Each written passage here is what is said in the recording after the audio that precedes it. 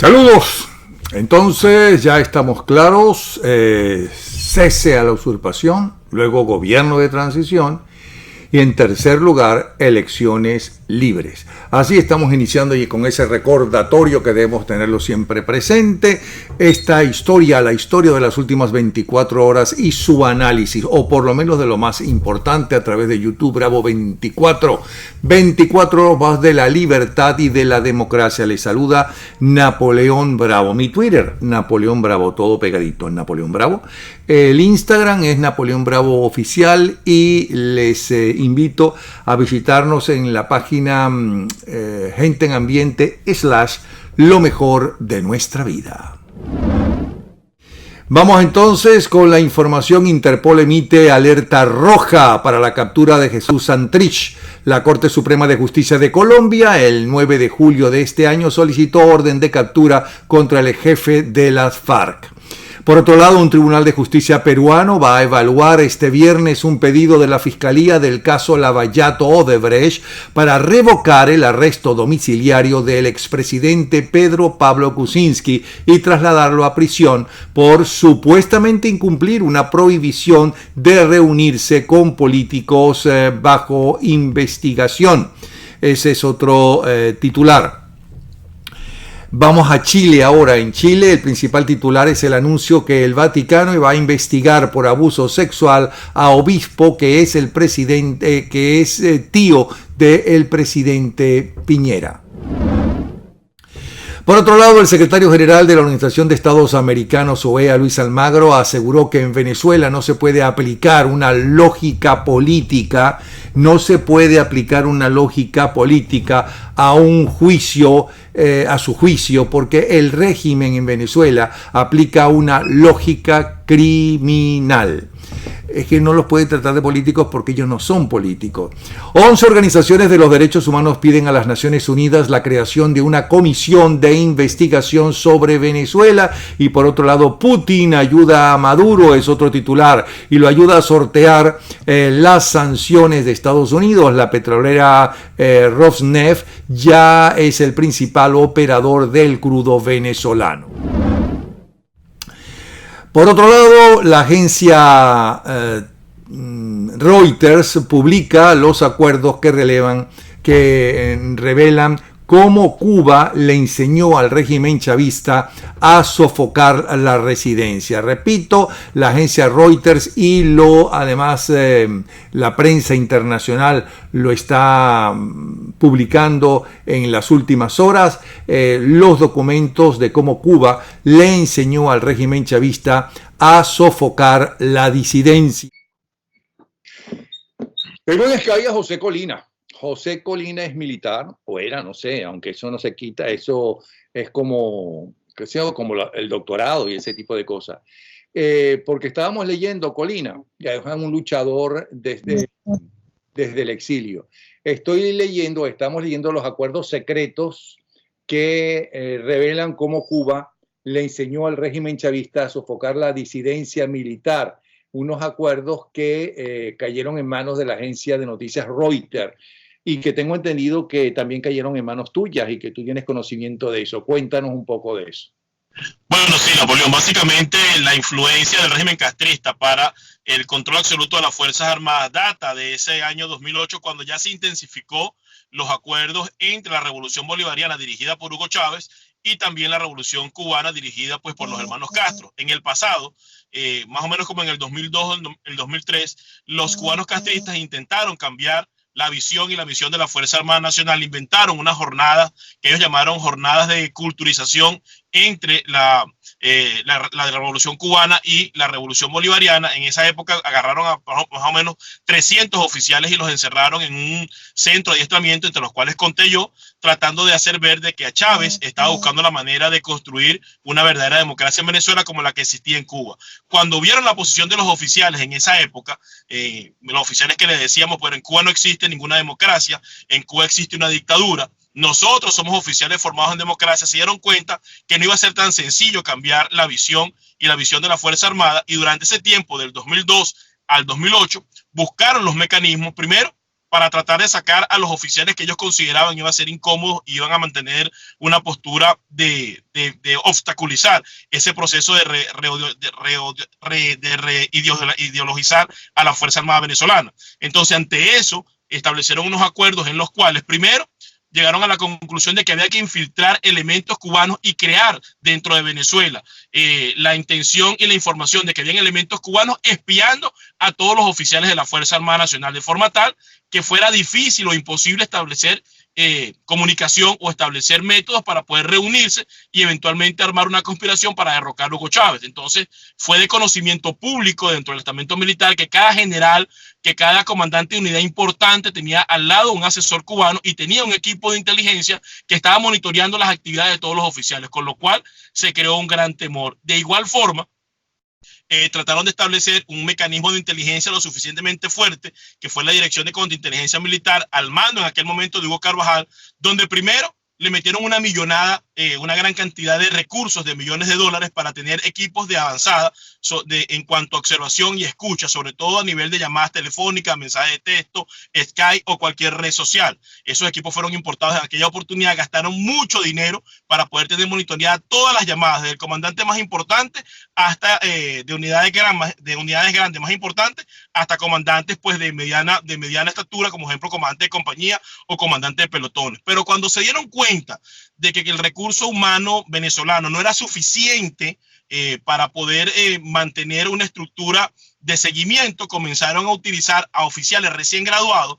salían de las escuelas de los diferentes componentes y los enviaban a Cuba a escuelas de inteligencia para ser formados en contrainteligencia y para poder ser formados en espionaje. Esos oficiales duraban aproximadamente 3, 4, 5, 6 meses en Cuba y regresaban nuevamente a Venezuela para formar parte de la Dirección de Contrainteligencia Militar. Lo cierto del caso es que estos dos pactos permitieron dos cosas. Primero, permitir la presencia de elementos cubanos dentro del país, permitieron construir un aparato de inteligencia que fue la Dirección de Contrainteligencia Militar, en la cual estuvo Hugo Carvajal por más de 10 años al frente.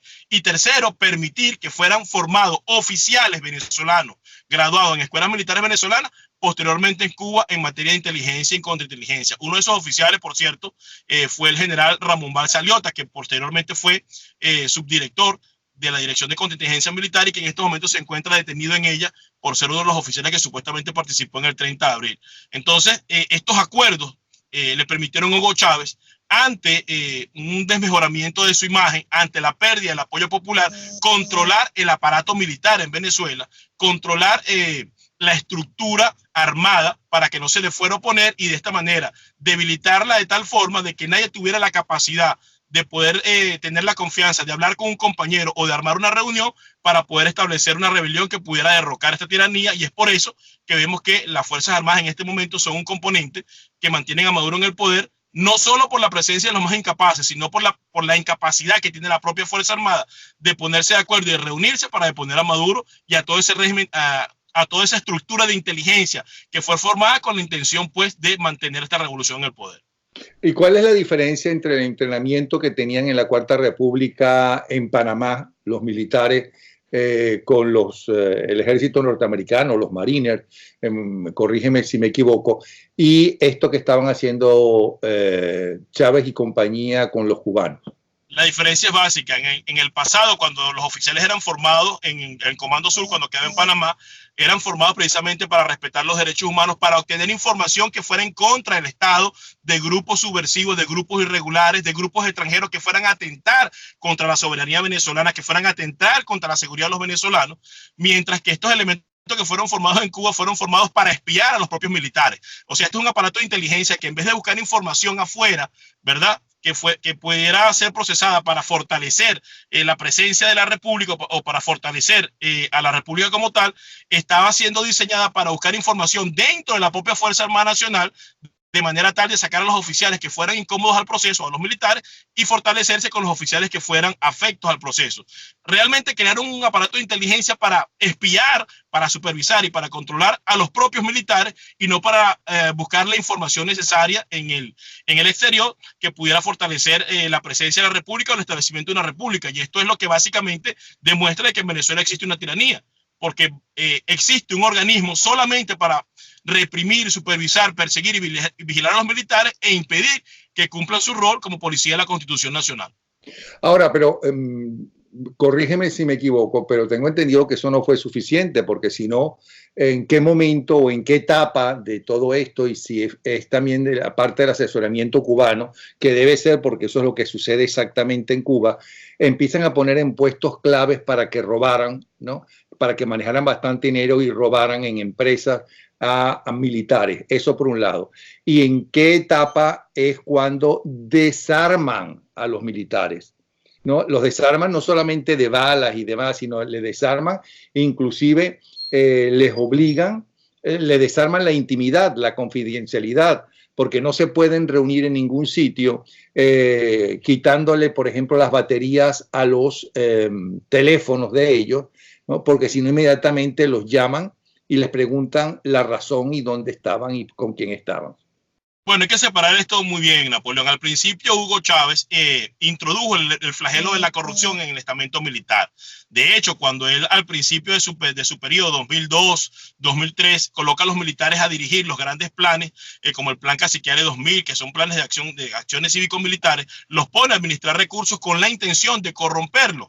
Pero posteriormente lo que ocurrió es que a los oficiales, ¿verdad?, que pasaron por ese filtro y parecían que eran los más leales a la revolución, los comenzaron a utilizar en cargos públicos con la finalidad de fortalecer las posiciones de políticas, sobre todo en gobernaciones, alcaldías, institutos autónomos, y de esta manera lograr dos objetivos. Primero, tener gente de confianza que supuestamente era disciplinada, pero eran disciplinados en cuanto al mantenimiento de una ideología revolucionaria. Y segundo, para, a través del flagelo de la corrupción, mantenerlos apegados a la revolución bolivariana. Pero realmente colocar a oficiales militares dentro de la administración pública no obedece a un plan de destrucción de la Fuerza Armada Nacional como tal. Obedece a un plan en el cual estos elementos se sienten mucho más cómodos y confiados con elementos que vienen del estamento militar, que han sido compradas su lealtad, y de esta manera pues asegurarse tener el control de instituciones que en manos a veces de ciertos civiles que pudieran tener, y no digo de la manera despectiva, sino lo digo de manera para identificar, para separar entre militares y civiles, pudieran tener una forma de acción propia y no tuvieran tanta lealtad como mantienen los militares. Porque otra característica introducida por estos elementos de inteligencia es que dejaron dentro de la institución a los elementos a los elementos militares más incapaces, más desadaptados, menos inteligentes, y que en vez de tener un récord académico, un historial de servicio, lo que tiene es un prontuario policial. Dejaron a los menos capaces con tal de comprar su lealtad. Ahora bien, ¿cuándo comenzó a introducirse la falta de privacidad? A medida de que se fue notando el elevado nivel de deserción dentro de las Fuerzas Armadas. Porque ¿qué ocurrió? Después del año 2008, cuando los militares comenzaron a observar que no podían salir de la revolución y que la única forma que tenían para poder seguir avanzando o desarrollándose era meterse a revolucionarios, una gran cantidad de oficiales comenzaron a pedir la baja. No en vano hay en estos momentos casi 7.000 funcionarios militares fuera del país, y muchos de ellos solicitaron su baja, y al ver que no se les otorgaba, entonces simplemente se declaraban desertores y se iban hacia otros países. Entonces allí comenzaron estos elementos de inteligencia a violar la privacidad, a estar más presentes en las comunicaciones y en cualquier forma de reunión entre los grupos, de manera de detectar quienes querían ir en contra de la revolución, pero quienes tenían la intención de desertar y abandonar la fila de las Fuerzas Armadas. ¿Y cuál es el resultado que estamos viendo ahorita gracias a esa política? Primero, una Fuerza Armada que está disminuida porque no tiene suficiente personal, más de 7.000 oficiales en el exilio o en el extranjero, producto de que pidieron su baja o se declararon desertores, y ahorita en este momento el régimen de Maduro está reincorporando a elementos que en el pasado fueron expulsados o fueron dados de baja porque no tiene suficientes militares para mantener una institución que es el brazo armado del Partido Socialista Unido de Venezuela, y es lo que mantiene a Maduro en el poder.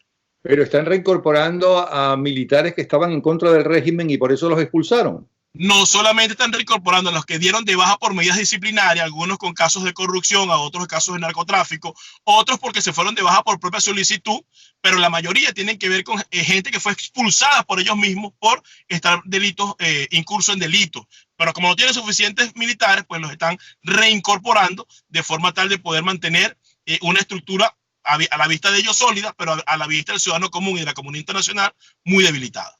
Y en esos acuerdos que está publicando la agencia Reuters y también Infobae. En esos acuerdos se habla también de el acercamiento y el trabajo con el narcotráfico, como sucede con Cuba y con Raúl Castro, que es el encargado del narcotráfico que llega a Cuba y que para ser distribuido especialmente en Estados Unidos y en buena parte de Europa y Latinoamérica. Bueno, sin duda, Napoleón, porque vamos a estar claros, al ser esto una estrategia básicamente dirigida, estimulada y comandada por los cubanos castristas, pues es una copia al carbón de lo que ocurrió en Cuba.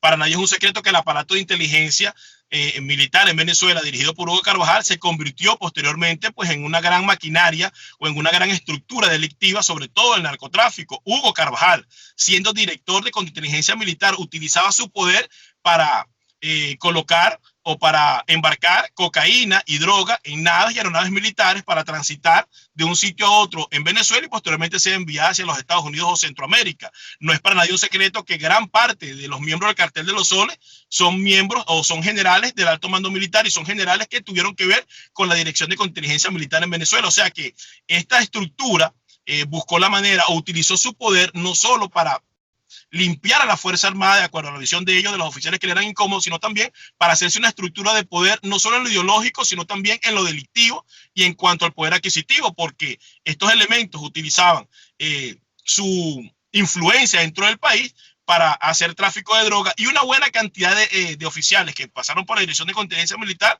están siendo señalados como narcotraficantes en la lista pues, de oficiales que en la DEA están vistos como narcotraficantes. No solo el Pollo Carvajal, sino también muchos de los que pasaron por esa dirección, convirtiendo pues, a este elemento no solo en un mecanismo de represión y de persecución contra los militares, sino también un elemento de convertir o pervertir a los militares en narcotraficantes y corruptos.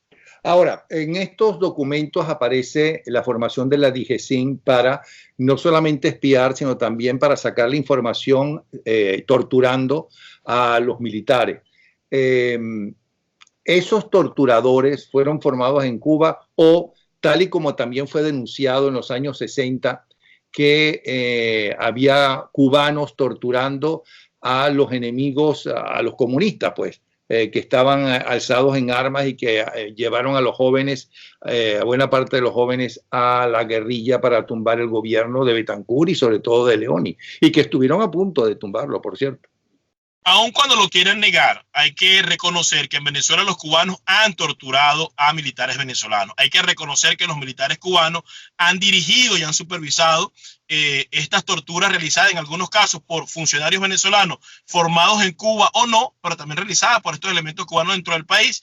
Y estos individuos, básicamente cubanos, son los que han llevado inclusive a que muchos venezolanos, oficiales venezolanos, hayan perdido la vida, como el capitán Acosta Arévalo. Hay un mixto ahí. Hay oficiales que han sido formados en Cuba, pero también hay una gran cantidad de elementos cubanos que realizan labores de tortura bajo la mirada complaciente de los funcionarios de la contrainteligencia militar. Y aunque quieran negarlo, porque por aquí hay un personaje en Miami que fue director del SEBIN, que él niega que los cubanos en Venezuela torturan, pues está mintiendo. Eso ha ocurrido y lo han hecho no solo con militares, sino también con algunos políticos que han estado detenidos. Por ejemplo, en el caso del capitán Acosta Arévalo, hubo elementos cubanos que lo han torturado. En el caso del general Lozada Saavedra y de otros miembros de las Fuerzas Armadas que están detenidos en la Dirección de Contingencia Militar, bueno, muchos de ellos han sido torturados y sometidos a interrogatorios por parte de elementos cubanos que hacen vida dentro de los organismos de inteligencia en Venezuela. Bueno, pues muchísimas gracias, Colina, por este análisis y abrirnos los ojos aún más sobre lo que está sucediendo. Una última pregunta. ¿Existe realmente en Venezuela una Fuerza Armada al servicio de la defensa del país? Bueno, realmente no, Napoleón. Constitución.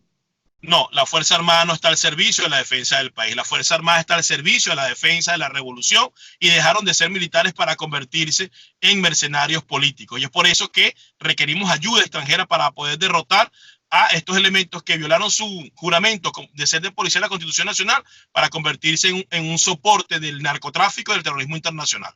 Cuando hablas de ayuda extranjera, ¿hablas de ayuda militar? sin duda alguna. Y es por eso que ahorita hay una campaña interesante para buscar la activación del el R2P, que es el derecho a proteger, básicamente porque en Venezuela no hay una fuerza armada que defienda al pueblo, está en contra del pueblo, y es por eso que necesitamos una intervención militar humanitaria, primero, para enfrentar a estos delincuentes, segundo, para darle fortaleza a un gobierno de transición que le devuelva la tranquilidad, la democracia y la estabilidad a una Venezuela destruida. Bueno, muchísimas gracias, Colina. Hasta luego. Nos vemos. Chao. Gracias a ti. Buenas tardes. Entonces, esta es la noticia que está siendo titular importante en casi toda la prensa internacional y que retrata lo que está pasando en Latinoamérica y concretamente en Venezuela, en base a una publicación de la agencia de noticias Reuters, una de las más importantes que hay, revelando cómo Cuba enseñó al régimen chavista a sofocar la disidencia. Por otro lado, NTN 24 destaca en este momento que Interpol emitió alerta roja para la captura de Jesús Santrich, es el principal titular de NTN 24, y nos vamos entonces ahora a Caracas para el resumen de Efraín Cruz. Efraín. Un gran saludo para ti, Napoleón, y por supuesto a todas las personas que se conectan con nosotros a través del canal Bravo 24 en YouTube, como siempre desde Caracas, Efraín Cruz. Comenzamos este jueves contándoles que la Comisión Interamericana de Derechos Humanos, le ha dado medidas cautelares a otros 13 especialidades en el Hospital JM de Los Ríos, luego que antes de ayer otro joven falleciera en el servicio de nefrología. Recordemos que hace año y medio fue que se dictaron estas medidas cautelares para poder proteger a todos los pacientes del servicio de nefrología, que debemos además decir que en lo que va de año han fallecido 8 pacientes. Es por esta razón que luego de esperar 2 meses por respuestas del Estado venezolano, la Comisión Interamericana de Derechos Humanos dictó estas medidas cautelares con ahora todo esto, incluso, en unos tenemos triaje, consulta externa, medicina 2, medicina 3. En total son 13 estos servicios para que también puedan responder frente a todos los pacientes, niños y adolescentes que se encuentran hospitalizados en este centro de salud, que en algún momento fue uno de los más modernos de Latinoamérica. Otra información que tenemos para ustedes es que una plaza totalmente vacía fue donde Nicolás Maduro grabó un video en el estado Vargas, saludando a todas las personas, inaugurando además una nueva plaza, y se paró allí a saludar a todas las personas que se encontraban. Esto para el video, pero se filtró en redes sociales el video original, donde solamente hay un grupo, dos cuadras más allá, alrededor de unas 10 o 12 personas. El resto se encontraba absolutamente vacío. Pueden verlo a través de las redes sociales, este video. Y también, antes de terminar, las declaraciones de Andrés Velázquez sobre toda la situación que está ocurriendo en el estado Bolívar. Podemos dejar de tocar el tema de lo que está ocurriendo en el Amazonas, estos incendios forestales que están acabando con el pulmón del planeta, pero tomando en cuenta que Venezuela es fronterizo, también lamentablemente está pasando una situación, y no por incendios, sino por la mano del hombre que está destruyendo todas las mafias que se encuentran dentro del estado Bolívar para sacar oro y otros minerales. Están acabando con el ecosistema, y ni un ministro y por supuesto Nicolás Maduro no han hecho absolutamente nada para solucionar esto. Pueden ver también los videos en las redes sociales. Este video se está haciendo viral en Venezuela. Esto, lo tomó en cuenta Andrés Velázquez y dio estas declaraciones el día de hoy, donde contó toda esta situación, y que por supuesto como exgobernador del estado le pide a quienes puedan y a todos los entes, además internacionales, que busquen la manera de solucionar este problema en Venezuela, porque recordemos que mientras no se dé el cese de la usurpación, este tipo de situaciones van a seguir. No solamente eso, sino que ya tenemos, según números de los ministros, incluso el ministro de Defensa de Colombia habla de más de 1000 hombres del ELN en Venezuela, y muchos se encuentran en esa zona sacando oro y otros minerales, pues por supuesto con un baño de sangre, porque han asesinado una cantidad de personas que se encuentran allí. Incluso, sabemos que las etnias indígenas se han tenido que mover a otros lugares. Así que así están las cosas por aquí. Como siempre, ustedes saben que esto puede cambiar en cualquier momento, y usted lo va a saber a través de nuestro canal en YouTube, también las redes de Napoleón Bravo y las mías activas en Instagram, @babuito. Seguiremos en contacto y nos comunicaremos mañana. Qué bandera tan hermosa, la bandera de Venezuela, qué belleza, ¿no? Tremenda obra que hemos inaugurado hoy para el transporte público de La Guaira. Allá está el pueblo, mira, saludando. ya lo vamos a atender. Y la Plaza Bolívar Chávez, que también la inauguramos. Venezuela avanza. Y el Mar Caribe nuestro libre, libre. Siempre será libre porque es nuestro. Te felicito. Gracias, García Carneiro, te felicito. Sigamos así en La Guaira, mira. Qué bello se ve ese hombre ahí, La Guaira. Qué bello nuestro Mar Caribe. ¡Que viva Venezuela! ¡Viva!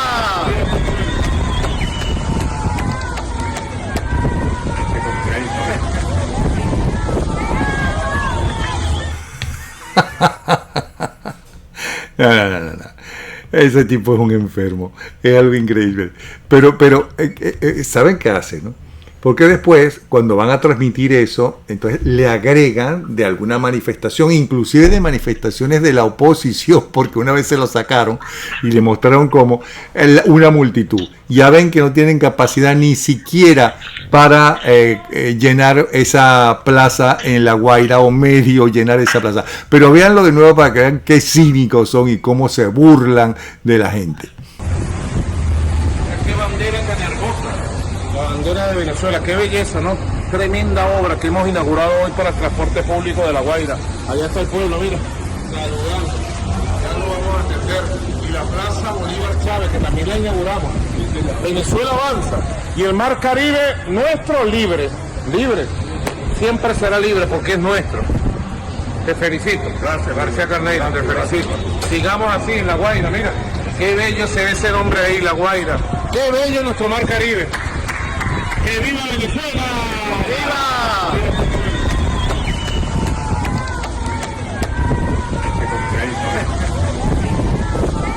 Bueno, ahí tienen ustedes la realidad de lo que sucede en el país. Tengo ya en línea a Gustavo Díaz para que nos diga cómo está ese Bolívar soberano, tan soberano como la multitud a la cual saludaba el dictador. Adelante, Gustavo. Bueno, pues yo me saludo a la audiencia de Grado 24. El dólar cierra el jueves 22 de agosto y abre el viernes 23 de agosto en 16.247,12. El dólar implícito en 45, el dólar Bitcoin en 15.684,78, el dólar Bitcoin en 15.952,95 y el euro en 17.984,42. Gracias, Gustavo. Hasta mañana. Hasta mañana. Gustavo Díaz de Dollar Today. Así están las cosas del Bolívar que ellos llamaron soberano. Venezuela hasta hace muy poco recibía a millones de turistas, a miles, a cientos de miles de ciudadanos de otros países que venían a Venezuela a buscar oportunidades de trabajo. Buena parte de esos inmigrantes ayudaron a construir ese bello país que se llama Venezuela. Hoy estamos atravesando por una grave tragedia, una verdadera tragedia nacional. Es la instauración de un régimen que no solamente es comunista o se trata de un mal gobierno, no. Aquí a Venezuela la está dominando es una verdadera mafia, terroristas, y han oprimido constantemente a esa población que desea oportunidades, que desea quedarse pero tiene que escapar. Señores de la comunidad internacional, amigos venezolanos, actualmente se está gestando una campaña promovida por la sociedad civil, por ciudadanos de bien, que no están identificados con una corriente partidista en particular, sino con Venezuela. Y es que se active el R2P, la responsabilidad de proteger a los pueblos. Eso es en el mundo entero. ¿En qué consiste esa responsabilidad? En la obligación que tienen todos los países de solidarizarse con los pueblos oprimidos. Pero no solamente por solidaridad con los pueblos, sino para evitar que se siga propagando esta plaga que han denominado socialismo del siglo XXI. Aquí en lo interno, en Venezuela, seguimos insistiendo en que se active, no solamente que se active, que llegue a los oídos de la Organización de los Estados Americanos, que se implemente el artículo 8 del Tratado Interamericano de Asistencia Recíproca, y también a nuestra Asamblea Nacional, que apruebe el artículo 187.11 para que autorice a una coalición militar extranjera a ingresar al territorio nacional para buscar la paz, la institucionalización del país. Soy Pablo Aure. Gracias, Pablo Aure. Este es parte nada más del informe del jefe de servicio de cirugía 3 del Hospital Pérez Carreño del pasado martes 20 de agosto del 2019. Cancelado plan de electivas de cirugía 3, pabellón 1 sin equipos, pabellón 2 sin máquina de anestesia, pabellón 3 se quemó la lámpara cualifica, pabellón 4, 5 y 6 son los que se están usando para todas las emergencias del hospital, pabellón 7 CCV, en todos los quirófanos se está usando los aspiradores portátiles, los 4 quirófanos ubicados en ginecobstetricia no están operativos, las emergencias de obstetricia se manejan en quirófano general. Ala oeste, esa es el ala este. La ala este está cerrada desde hace 6 años. ¿Estamos listos con el Skype? Vamos a hablar con el doctor José Cisneros. ¿Estamos listos? Tengo en línea al doctor José Cisneros, quien hace exactamente 2 días, cuando era este reporte, lo llamé por teléfono y lo encontré llorando y me extrañó muchísimo. Porque que si le había pasado algo, y sí le pasó, que estaba viendo la situación de la medicina, de los hospitales y de los seres humanos que viven en Venezuela en cuanto a la medicina. ¿Qué está pasando realmente? Bueno, está pasando que lo que se estuvo presagiando durante varios meses está ocurriendo, Napoleón, y se está llegando a niveles insólitos, donde está ocurriendo un verdadero holocausto, que a diferencia de los holocaustos rusos o nazis, donde había campos de exterminio y la gente se moría producto de acciones concretas, de estados homicidas. En este caso, chico, el holocausto está ocurriendo poco a poco en goteos, en hospitales, diariamente, en unidades de diálisis, en unidades, en quirófanos, en pacientes que no tienen medicinas, en médicos que ya no saben cómo tratar a los pacientes porque carecen de las cosas más imprescindibles para que un acto médico se realice. Y lo que me hizo llorar realmente la otra vez que conversamos fue la noticia de que ya no se cuenta ni siquiera con los analgésicos opioides necesarios para calmar el dolor más fuerte que hay, que es ese dolor del paciente con un cáncer terminal, de ese paciente posquirúrgico que está sufriendo un dolor incomparable. Y bueno, recordaba pues todas esas escenas que en un momento dado hemos visto en los casos de guerra, etcétera, donde al último momento lo único que se puede hacer por el paciente es calmarle el dolor. No tratarlo, no ni siquiera restaurar su salud, sino ayudarlo a que esos últimos momentos que pasa con vida los pase sin dolor. Y ni siquiera esos analgésicos se consiguen en Venezuela en este momento. Entonces, ahora, perdone, doctor, aquí estoy como abogado del diablo. Sí, sí. Queremos saber qué realmente sucede con gente seria y honesta y conocedora como usted. Mucha gente puede decir que en cuanto a comida, ¿no? Si tienes dólares, consigues lo que te da la gana. Consigues todo. Y tienes que tener bastante, claro está. Y en cuanto a medicina, exactamente lo mismo. ¿Hasta qué punto es cierto eso? Y que en todo caso quien lo está pasando mal es la clase media, que ya prácticamente no existe. Esa clase media que fundamentalmente creció, se formó, se hizo multitud en los años 60, 70 y 80, pues se vino todo abajo. ¿Hasta qué punto eso es cierto? La impresión no es esa. Hay 2 Venezuelas, como se comenta siempre. Siempre hay 2 sociedades en todo país. Siempre hay una sociedad opulenta que no sufre los rigores de los déficits, de las crisis económicas, de los acontecimientos más violentos. Pero en Venezuela la inmensa mayoría de la población, el 90% de la población venezolana está mal alimentada, está mal surtida en medicamentos, la economía se ha dolarizado incluso por encima de ciertos niveles internacionales. O sea, las cosas en dólares valen incluso más que en otros países, en dólares. El dólar ya circula libremente en los puntos de venta. La gente que puede en un momento dado obtener estos dólares, pues paga. Pero aún así la inmensa cantidad de los pacientes, de las personas, no tienen recursos suficientes para atenderlo, los médicos tampoco. El colapso está siendo total, o sea, no hay para reparar las máquinas médicas, los equipos cada día están mermando, se cierran quirófanos, se cierran, como te dije, unidades de diálisis, los pacientes que están, todos estos pacientes que están con una enfermedad crónica, estos pacientes que requieren de medicamentos para mantenerse con vida, porque ya no es cuestión de curarse, sino por lo menos de que la enfermedad no avance.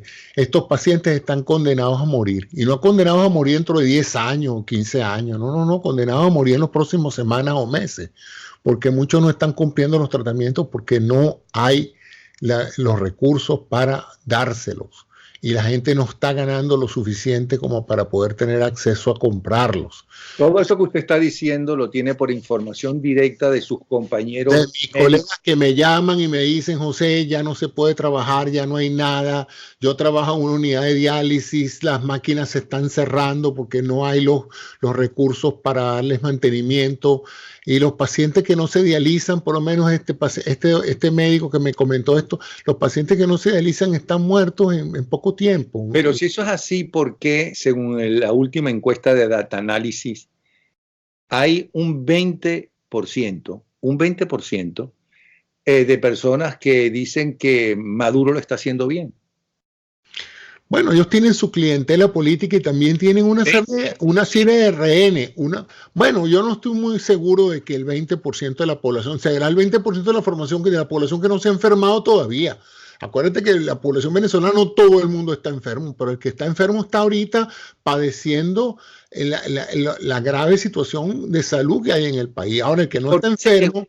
¿Y por qué se llegó a esto? ¿Qué es lo que falló? ¿La culpa de quién es? ¿De las medidas de Donald Trump? ¿O de qué es? Como dicen. Bueno, mira, primero este problema no comenzó con las medidas de Donald Trump. Este problema viene arrastrándose desde hace ya varios años a consecuencia del desastre económico y administrativo de una serie de gobernantes corruptos que se robaron el dinero. Pues. O sea, esto es un problema de robo, de colapso por falta de recursos, porque los recursos se los llevaron a cuentas en el extranjero, a países, paraísos fiscales, etc. Pero el asunto es que además de eso, hay desidia, hay incapacidad, hay negligencia y en cierta forma hay actos criminales también, pues, porque en muchos casos se le han quitado recursos a hospitales universitarios, se le han quitado recursos a instituciones que tradicionalmente, bueno, mira, es muy sencillo, médico que no estaba con el gobierno, médico que se le quitó los recursos, pues tan sencillo como eso, departamento de salud pública que no se vestía de rojo, rojito y no salía a marchar, pues al día siguiente no contaba con los recursos para seguir operando. Y eso, pues, tarde o temprano agravó la crisis. Y ahora que están metidos en esta situación tan difícil, donde tienen una comunidad internacional que está haciendo presión para que el país entre en razón y obligar a estos gobernantes a salir por decencia, porque yo no sé en realidad cuál es la psicología de las sanciones, Napoleón, porque entonces se trataría de sancionar a un país para que la situación se ponga tan mala que la gente entonces se levante, proteste y saque a los gobernantes. Ahora, si la gente no sale, protesta y saca a los gobernantes, entonces las sanciones también como tal están creando una situación peor.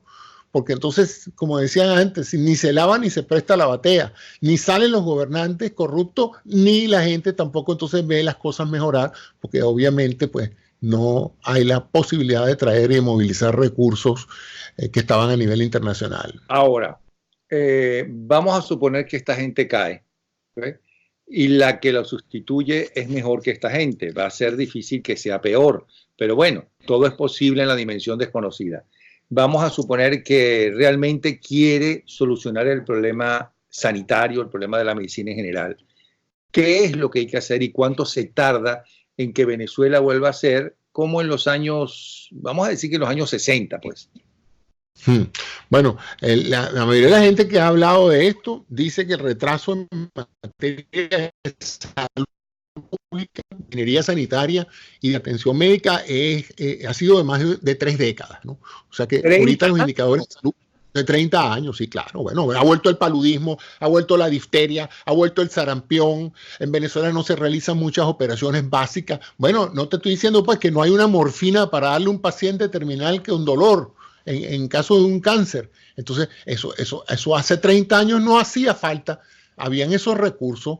Cuando yo era joven, cuando yo era un niño, hace 45, 50 años de eso, pues ya yo tenía 12 años, yo recuerdo que la sanidad pública iba a las escuelas, Napoleón, vacunaba a los muchachos, unos camiones llevaban unos aparatos de rayos X y le hacían a uno una fluoroscopia pulmonar para ver si había tuberculosis. Los muchachos eran vacunados en las escuelas y yo te puedo decir con toda honestidad que en mi colegio había médicos en el colegio. En el Liceo Urbanés Chelpol había un consultorio médico todos los días con un médico aquí a cargo. El doctor Musa se llamaba. El doctor Musa era el médico de la escuela. Tú podías salir, esto es un liceo público, Napoleón. Yo no te estoy hablando de los liceos más caros de Venezuela.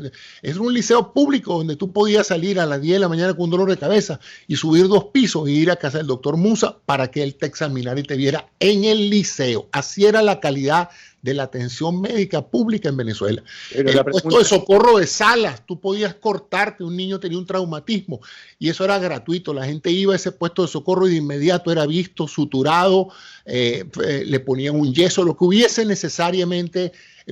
sido necesario para atender esa emergencia se hacía y era gratis. Esa era la Venezuela de los años 60. Estoy hablando yo nací en el 54, en el año 64, esa era la Venezuela que había. Entonces tú te imaginas, compárala con hoy, dime si hoy no hemos regresado a los 60 y ya estamos por el 2019, entonces tenemos 30 años de atraso en todo lo que es un servicio. Más, porque ese era los años 60, ese era los años 40, no sé. ¿Qué hay que hacer? Bueno, habrá que destinar una importante cantidad de recursos económicos dentro de ese plan de recuperación económica de Venezuela, que no estoy al cabo de saber si va a depender estrictamente del retorno de tantas divisas que se han ido del país por parte de venezolanos que se llevaron su dinero, unos mal habidos y otros bien habidos porque tampoco son tontos para dejar sus capitales en el país. Tendrán que retornar esos capitales y si no tendrá que haber un proceso de endeudamiento a futuro para que entonces estos recursos económicos regresen al país y un porcentaje importante se administren adecuadamente para 3 proyectos inmediatos. La atención inmediata crítica de pacientes que si no se atienden, pronto se mueren en los próximos 90 días. Hay gente en Venezuela que si no se atiende rápido, se mueren en menos de 3 meses. Entonces, a eso hay que darles prioridad. Es como un triaje. Lo otro es empezar a implementar consultas preventivas para empezar a tratar esos problemas para que no se presenten, porque la medicina más económica es la medicina preventiva. Es tratar de ponerle a alguien un régimen terapéutico, un manejo de hipertensión, un control de diabetes, para que no se complique la cosa dentro de 1 año y medio o 2, pues. Y luego empezar a acelerar toda la parte quirúrgica. En Venezuela hay gente que tiene meses esperando por una operación, operaciones electivas que no son de emergencia, pero que hay que eventualmente hacerlas. Entonces yo no sé si habrá que llevar un buque hospital y ponerlo ahí en La Guaira o dotar ciertos grupos, pequeños grupos de hospitales rescatables para acelerar esa actividad quirúrgica, para empezar a resolver problemas. Pero entonces, dejar de hablar menos y empezar a hacer planes de emergencia de atención médica para salir de ese rezago de pacientes que tienen meses sin ver un médico. Pero ¿y qué pasó entonces con el tan cacareado barrio adentro, los módulos estos de... Bueno, eso es otro, eso sería la tercera etapa. ¿Qué pasó con los médicos cubanos?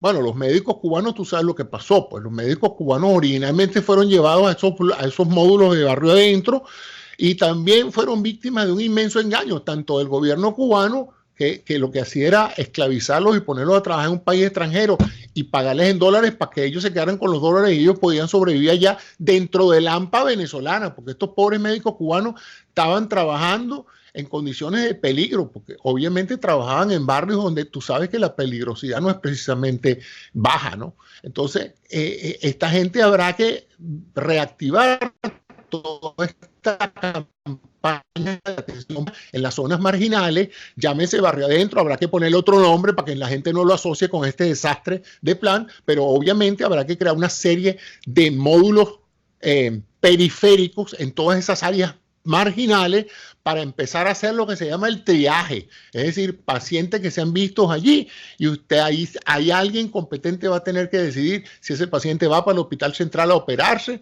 va a tratarse, va a diagnosticarse o puede ser manejado con recursos locales en los barrios. Eso habrá que hacerlo porque hay dos Venezuelas, la de las ciudades y la de los cinturones de miseria alrededor de los barrios, de las ciudades. Y ahí vive más de la mitad de la población. La gente tiende a creer que Caracas es el valle. No. Si tú ves los cinturones de miseria alrededor de Caracas, ahí vive 3 veces más población que la que vive en el valle.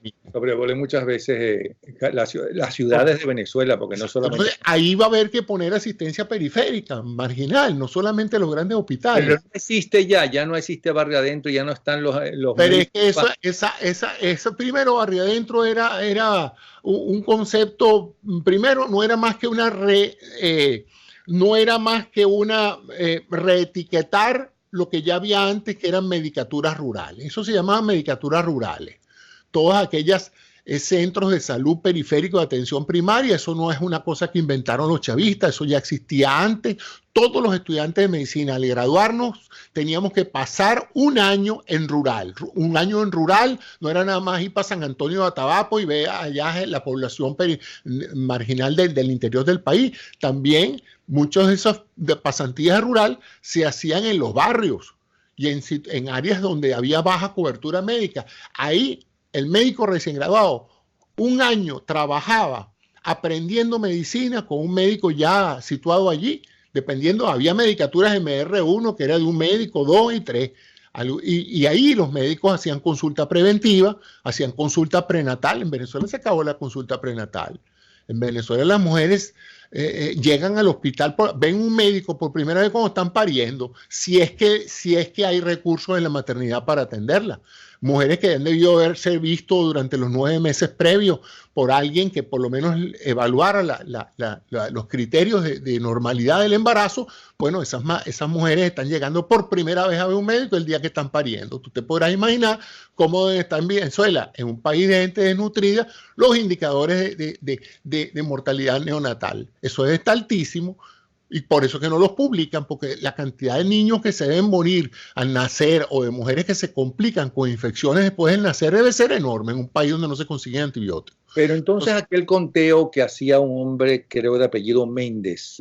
Sí, el proyecto. Ese proyecto. Él estaba monitoreando los factores morfológicos del venezolano para ver si el venezolano estaba creciendo en talla. Estaba creciendo en talla. Claro. ¿Qué pasó? ¿Hay un retroceso? Bueno, mira, es que como no se tienen datos, Napoleón, yo estoy casi seguro de que la expectativa del venezolano, la expectativa de vida, es un indicador estadístico que te dice cuántos años en un momento dado que una persona nace puede estadísticamente pensar que va a vivir. En casi todos los países, incluso en países que estaban en muy malas condiciones de salud hace 30, 40 años, la expectativa de vida se ha aumentado de 60 a 70, de 70 a 80, por lo menos una década han mejorado los índices de expectativa de vida. Yo estoy seguro que en Venezuela retrocedieron, es decir, los venezolanos que están naciendo en estas últimas 2 décadas van a vivir menos que sus padres, van a durar menos que sus padres. Y por supuesto, sus padres hoy se están muriendo muchos de mengua, porque es que eso es que se está muriendo la gente en Venezuela. Se está muriendo no de causas naturales, producto de enfermedades no controlables, sino se está muriendo por falta de fármacos básicos. Fármacos que en otros países no se cuestiona su utilización, en Venezuela no los hay. Y ahora el gobierno pues, se ha escudado en las medidas económicas para decir que bueno, que no hay el fármaco porque los Estados Unidos no los deja pasar. Entonces, bueno, estamos en esa Pero eso no es verdad. los estados, estas medidas... Bueno, tengo yo entendido que las medidas, de las sanciones económicas no afectan la entrega ni de medicinas ni de alimentos. Eso es pero lo que ¿qué gana el régimen con quitarle la comida y la salud al pueblo venezolano que ellos dicen que aman? Bueno, es que no es que se lo están quitando, es que se robaron los reales. Si yo tengo la obligación de mantener a mis hijos, pero yo me cogí los reales del mantenimiento de mis hijos y me los llevé para mi gente, y ahora mis hijos están pasando hambre, yo no es que no les estoy negando la alimentación, es que no tengo con qué comprar los alimentos, y no los tienen con qué comprar porque obviamente esta gente no tiene ya dinero, pues ya el país está todo empeñado, los chinos no prestan real, los rusos no prestan más dinero, están ahorcados económicamente y básicamente están raspando la olla. Eso es lo que están haciendo, liquidando el oro, cuanta cosa puedan vender en Venezuela y sacarle provecho. Eso es lo que están haciendo los administradores del país. Hay una corrupción enorme, hay una lavadora de dólares. Todo el país ahorita es una inmensa, yo lo veo como una inmensa lavadora de dólares, porque a veces me pregunto, bueno, ¿y dónde está saliendo tanto dólar en billete, en papel moneda, para mantener la circulación en los supermercados? Y eso que la gente me dice que va y entra al supermercado y paga en dólares y le devuelven el vuelto en dólares. No es que dan dólares y les dan bolívares devaluados. No, es que yo doy $20 y me dan $10 devueltos. Y le digo, bueno, ¿y dónde saca la otra persona un billete de 10 para darte los 10 devueltos?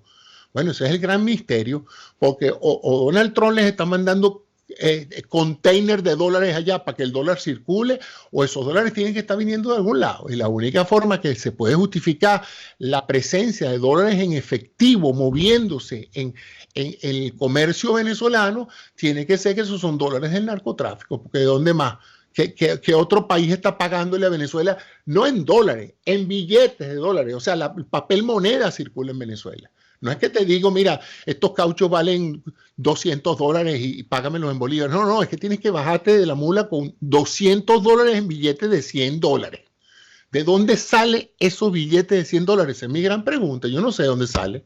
Insisto con esta última pregunta. Cae esta narcodictadura. ¿En cuánto tiempo, dirigidos por gente que no tienen por qué ser eminencias, porque los que llegan a los puestos más altos de la política no son precisamente los más intelectuales, los más conocidos, los mejores, pues, en cuanto a su profesión, ya sean médicos? Pues van a tener que serlo, Napoleón, porque ya el país no aguanta más gente. Bueno, no, pero puede ser una persona normal y corriente, pero talentosa, conocedora de lo que es la política y demás. ¿En cuánto tiempo crees que se pueda recuperar la salud? Dependerá de la eficiencia, de la eficacia de los administradores que lleguen a esas posiciones. Vamos a decir que es gente eficiente y que quiera al país. Bueno, como te dije, un plan de emergencia de salud puede ser implementado en menos de 6 meses. Y eso atender la emergencia inmediata de todo aquel que pueda ser rescatable en 6 meses. En otras palabras, personas que están críticas por problemas de una nefropatía aguda que necesitan diálisis. Bueno, se traen 4 o 5 máquinas, 10 máquinas, 15 máquinas las que se necesiten, o se hace un uso eficiente día y noche de diálisis y bueno, por lo menos se saca la cantidad de gente que si no se atiende de inmediato se va a morir de insuficiencia renal. Las pacientes que necesitan cirugía, lo mismo, pues se abren una serie de pabellones al estilo militar. Eso no es nada del otro mundo. En las guerras se han montado hospitales de campaña en cuestiones de horas. En las guerras estas nuevas hay equipos de medicina y de tecnología médica que te montan un hospital en 24 horas, lo tiran en paracaídas, se infla un inmenso hangar y allí se mete de todo y en cuestión de horas hay gente operando y sacando pacientes. Eso es lo que habrá que hacer en Venezuela. La otra cosa es el recurso humano. En Venezuela se le ha ido un contingente importante de médicos, de enfermeras, gente que está totalmente deprimida. Los que se han quedado en Venezuela están fatigados, agobiados, frustrados porque no pueden salvar vidas, no pueden atender pacientes. Entonces, eso todo habrá que habilitarlos de nuevo con los recursos necesarios y habrá que hacer una gran movilización nacional para lograr eso. Y lo otro, bueno, regularizar los suministros de alimentos y de medicinas, pues. Ese es otro factor, pues. porque nada ganamos con que el paciente sea visto en un hospital de emergencia y sea atendido y sea operado y el paciente se vaya para su casa y no tengan que comer y no tengan que cumplir el tratamiento que se le pone. Entonces, esto, como te dije, esto requiere planificación. Y yo entiendo que los políticos no tienen por qué saber de todos los elementos técnicos de esto, pero tendrán que asesorarse con la gente que sí sabe, porque ya el país no puede darse el lujo de seguir estando en manos de gente incompetente.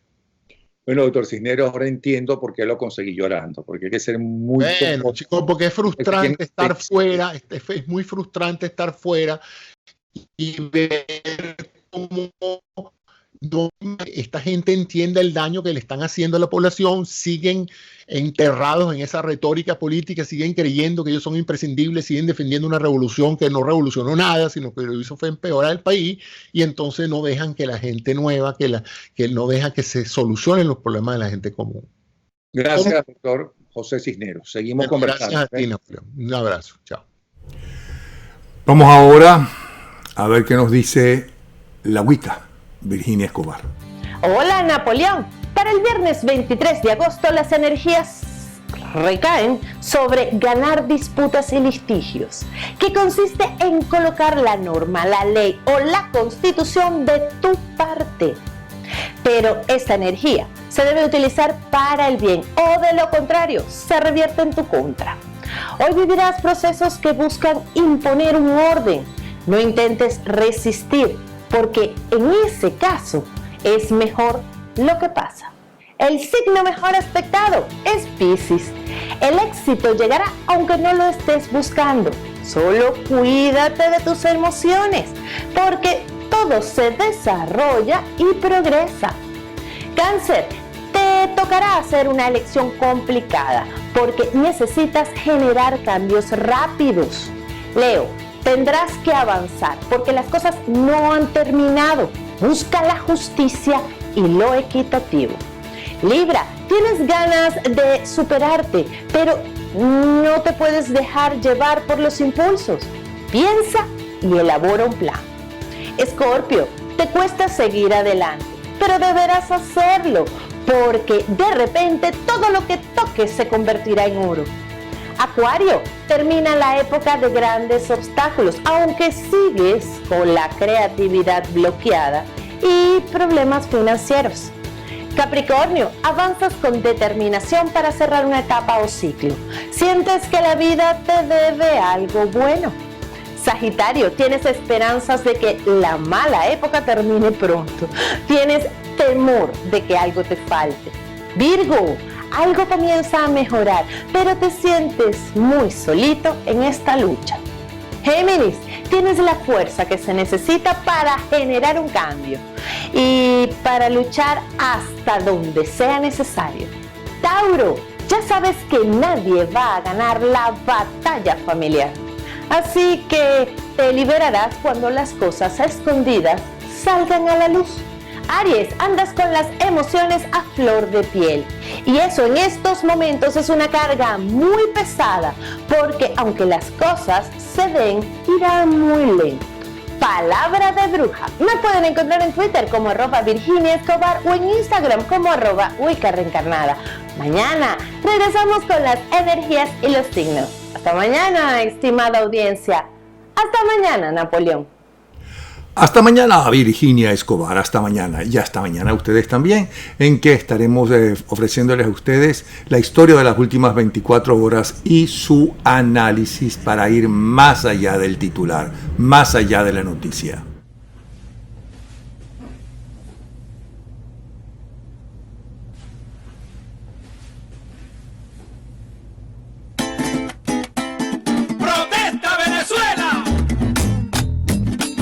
Se desangre mi patria y el dolor me la destruya, que hoy vivamos en desgracia, la culpa es tuya. Que no me alcance la vida, orando a Dios, aleluya, y mi patria esté perdida, la culpa es tuya.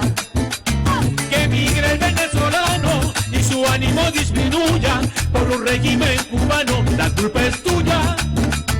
Que la sangre se derrame y en mi suelo se diluya, sin que su dolor se sane, la culpa es tuya. La culpa es tuya, pues te quedo grande Venezuela, si no partes, el hijo de la escuela, donde te culpa es tuya, pues nos conduces a un gran retraso y al abismo de hambre, miseria y fracaso. Gobierno, la culpa es tuya. La culpa es tuya, pues te quedó la de Venezuela. Si no pasaste ni por la escuela donde te enseñan el patriotismo. La culpa es tuya que nos conduces a un gran retraso y al abismo de hambre, miseria y fracaso. Gobierno, la culpa es tuya. Que hoy estemos estancados y el progreso nos rehuya, que sigue el pueblo alarmado, la culpa es tuya. que todo esté por las nubes, se revienta la cabulla, nada baja, todo sube, la culpa es tuya. Si la crisis nos agobia y en terapia nos recluyan, es la peor de la historia, la culpa es tuya. Que seamos un narcoestado y el alto mando se incluya, el poder deteriorado, la culpa es tuya. La culpa es tuya, pues te quedó de Venezuela. Si no pasaste ni por la escuela donde te enseñan el patriotismo. La culpa es tuya que nos conduces a un gran retraso y al abismo de hambre, miseria y fracaso. Gobierno, la culpa es tuya. La culpa es tuya, pues te quedó de Venezuela. Si no pasaste ni por la escuela donde te enseñan el patriotismo. La culpa es tuya, pues nos conduces a un gran retraso y al abismo, de hambre, miseria y fracaso. Gobierno, la culpa es tuya. ¡Gaita protesta! Que reine la delincuencia y que el camino se obstruya, se gobierne sin conciencia, la culpa es tuya. Que la inflación nos consuma y el dinero se diluya, si se resta y no se suma, la culpa es tuya. Que hoy come de la basura un niño sin causar bulla, pues nos gobierna la usura, la culpa es tuya. Que muera aquel que se opone, quien al mal no contribuya, si el comunismo dispone, la culpa es tuya. La culpa es tuya, pues te quedó de Venezuela. Si no pasaste ni por la escuela donde te enseñan el patriotismo. La culpa es tuya, pues nos conduces a un gran retraso y al abismo de hambre, miseria y fracaso. Gobierno, la culpa es tuya. La culpa es tuya, pues te quedó la de Venezuela. Si no pasaste ni por la escuela donde te enseñan el patriotismo. La culpa es tuya que nos conduces a un gran retraso y al abismo de hambre, miseria y fracaso. Gobierno, la culpa es tuya.